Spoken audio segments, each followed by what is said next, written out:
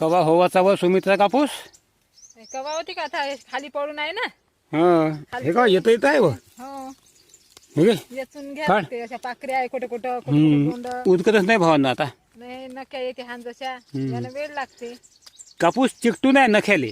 ह्या अशा नख्या हातामध्ये येते हे बा सोडू तुटून गेल्या पाण्यात. कुजून गेल्या ना सोडू सोडू आहे.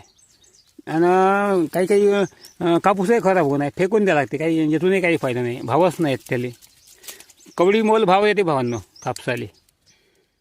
आता असं खराब गोष्ट आहे. आता का करते आता यावर्षी निकाल लावून टाकला जाण डुकरानं पावसानं.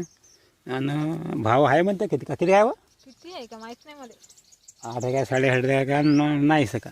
आणि भेटतं आहे का नाही का तेवढा भाव. कधी कधी कसं आहे भाव राहते. एक उदाहरण तुम्हाला सांगतो.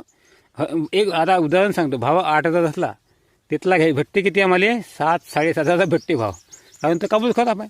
चांगला कापूस कुठं यावर्षी खराब कापूस आहे. मग भाव देऊन फायदा का तेवढा. आम्हाला भाव भेटला 8,000 तर ठीक आहे. आला भाव समजायचा. भाव तेवढा आहे समजायचा. हां चांगला कापूस कुठं राहते. एखाद्याचा चांगला कापूस राहते नाही तर नाही येतात अजिबात. मग आता 100 क्विंटल उदाहरण झालं सांगतो. 100 क्विंटल कापूस झाला तर अर्धा क्विंटल चांगला आहे. मग अर्धा क्विंटलले 8,000 तुम्ही 1 लाखही भाव दिला का फायदा होते का सांगा तुम्ही. आता ही गोष्ट खरी का खोटी.